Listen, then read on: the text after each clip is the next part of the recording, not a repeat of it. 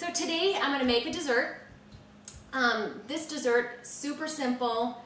I love to bake, so this easily was a great choice to do for the second installment. It requires puff pastry. You can buy this in your freezer department.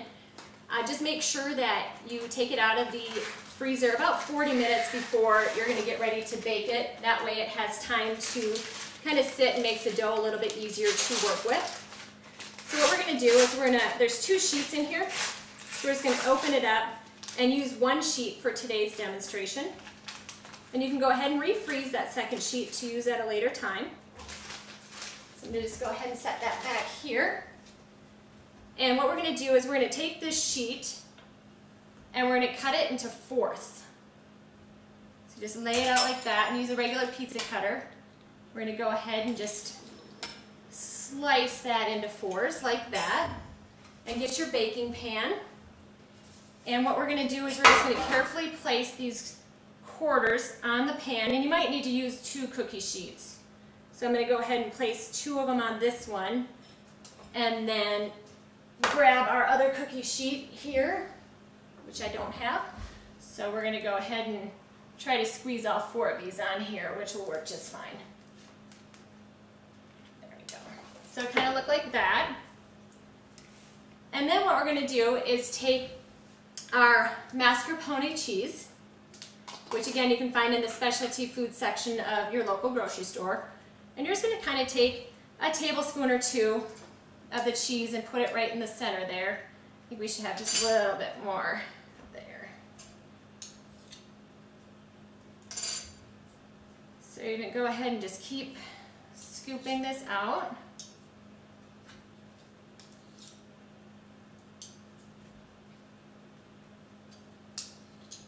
Just like that. And then we're going to take our pears and we're just going to kind of cut the sides off of the pear, leaving the core down the middle.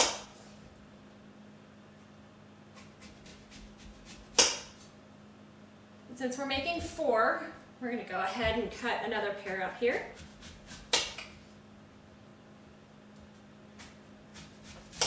And now Lisa was trying to teach us a great technique for slicing up your pear last time she was here.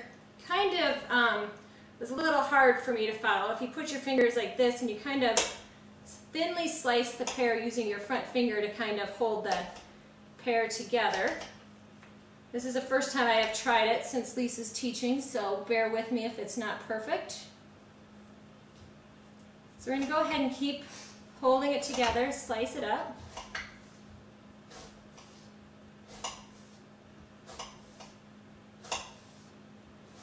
And then you kind of just turn it to the side and kind of flatten it out a little bit, like that. And you're going to scoop it up and lay it across the top of your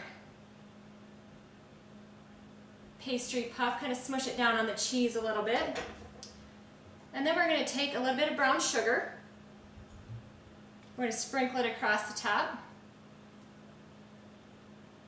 And then we're going to add a little bit of butter to the top. And then if you want, you can choose to take a little bit of egg and kind of brush the sides of the pastry. This will give it a little bit of a shine. And you could omit this step if you don't want the extra calories, and you can do it before you put the pear on as well. So we're just going to go ahead and kind of brush these with the pastry. There we go. And then all we're going to do is when we finish assembling all of these, we're going to bake in the oven at 350 until they're kind of golden brown. Now, we always pair our wine with our foods with wine, and desserts no differently. So today we have 2 different choices that you can pair well with this dish and many other desserts as well. You can choose a port. Now, port is a sweeter red dessert wine, typically higher in alcohol content, and that pairs really well with fruity dishes. Or you can go with a Riesling. Now, a Riesling's more, it's a white wine, and it's a little more refreshing It has a lot fruitier flavors, so it's got apple, pears, and peaches.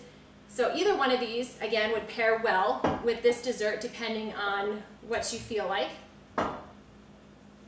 So I'm going to check and see how this dessert is coming along, and we'll be right back. Okay, so we just took those out of the oven, and this is what they look like when they're all golden brown. So we're going to go ahead and take one of these and dish it up. Now, for your topping, Lisa's recipe calls for creme fraiche, which is a sour cream-like product that's a little less sour than your typical sour cream.